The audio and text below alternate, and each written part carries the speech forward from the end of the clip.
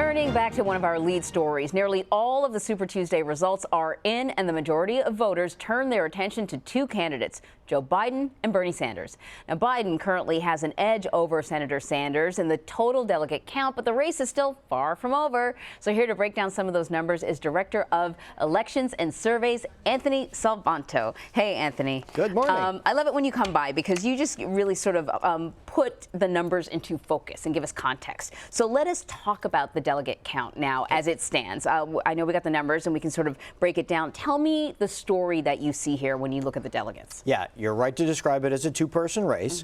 And the big thing everybody's got to know as they watch this is that the Democrats don't just give all their delegates to whoever wins a state.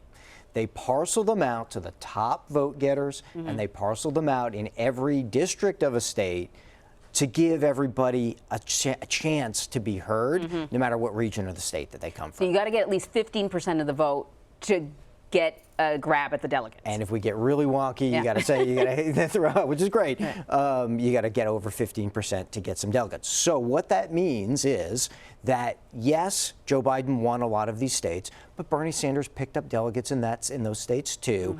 And Bernie Sanders is leading in California and might get more of the delegates there, but Joe Biden will pick up some delegates there too. And when you add it all up, Joe Biden is in the lead. Bernie Sanders could get close to him, and then we're going to go on into future states, and this will be that two-person race. So let's take a look at who voted for who. You know, coming out of South Carolina, Joe Biden got a big boost from African-American voters, right? But the question was, you know, South Carolina is one state. Do you have the same relationship, the same connection with African-American voters when you head into Super Tuesday? So what did you see with African-American voters and Hispanic voters? Yeah, it was really overwhelming, the African-American support for Joe Biden. You saw it in North Carolina, in Virginia, states, Alabama, states throughout the South. In fact, right at poll closing, we could see from the exit poll that Joe Biden was going to win those states, Virginia, North Carolina, right away. And a big part of that was that strong African-American support. Right. What about the Hispanic story? Well, I know we don't have a graph for that because I just sprung that on you, but I know you know what you're talking about. Yeah, well, look, Hispanic voters, that was more in Bernie Sanders' camp. And, you know, he had done well with them in Nevada, and he continued to do well with them in places like Texas. That's important, and I think it partly defines the argument you're going to see going forward between these two candidates, which is, okay, who can pull together that whole Democratic coalition? Right. You know, the reliable voters, bring in new voters, et cetera, and of course, the Hispanic vote, the African-American vote, both two key parts of that. And the other thing that really struck us was the late deciders. And this is, you know, we got to hit this. Because when Klobuchar and Buttigieg got up on stage with Vice President Biden and started whipping up the crowd and put, you know, their support behind him, you really did get a sense, oh, maybe this is a shift, but then it was hard to guess where their supporters would go.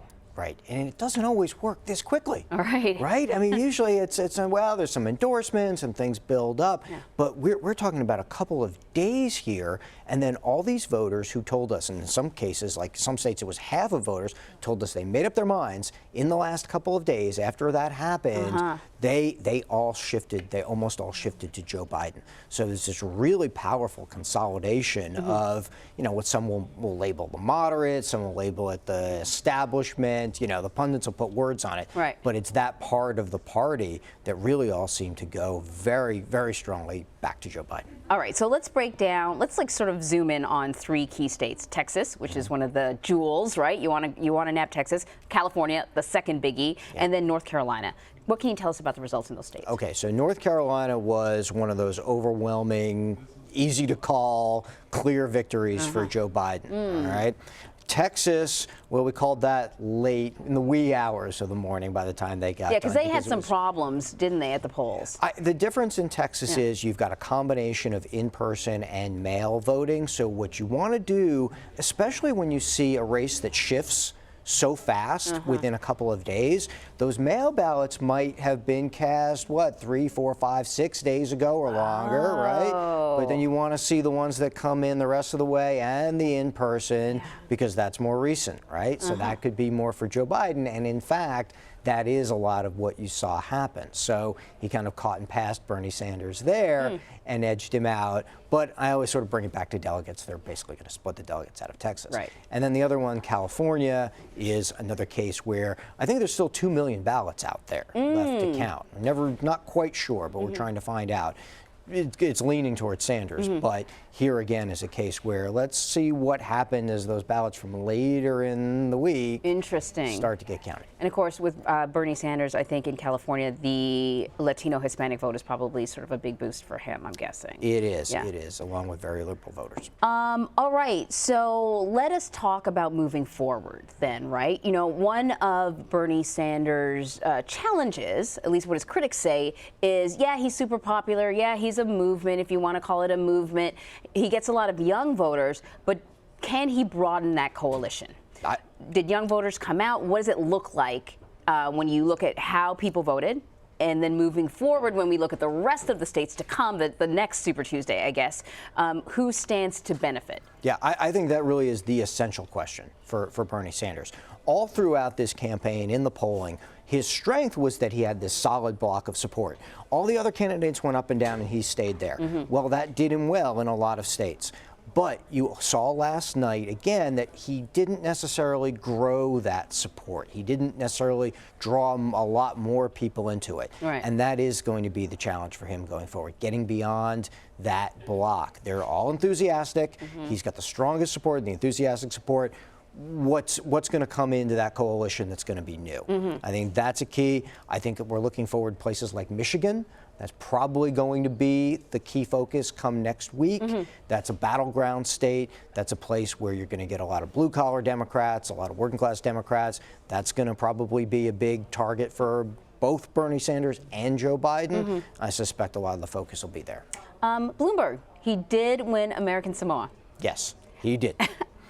We got that report in from, I believe it is The Meeting in American How Samoa. many people voted in American Samoa? Do we have any idea? He got 4 delegates out of American Samoa, so that's, that is something. But yes, millions well spent. Yeah, well, look, I think that what will happen is we saw Mike Bloomberg get just around that 15% threshold that we were talking about in some places, but very often falling short of it, so getting shut out.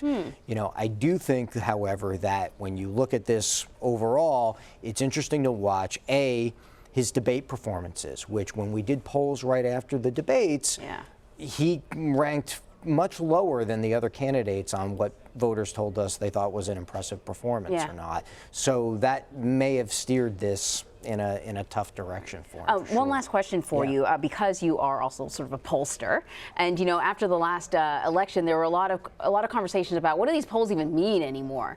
As you've been polling all along, did your polls sort of correspond with what we're seeing in the voting thus far?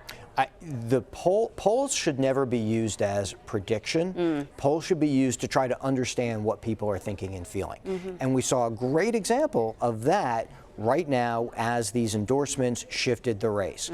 People can change their minds. People will shift in opinions. It's more important for us to understand why that happens and what they want. And one of the big things you're seeing, the divide in the Democratic Party right now, is people who want a more progressive candidate than they've ever had. Most people go for Bernie Sanders, and people who want a return to the policies of President Obama, and those people go for Joe Biden. That's something you can learn from polling, that you don't have to go within 2 points, 3 points, whatever. You get that broad, general sense of what people want. That's what you should focus on. Really fascinating stuff. Anthony Salvanto, thank you so much. Thank you.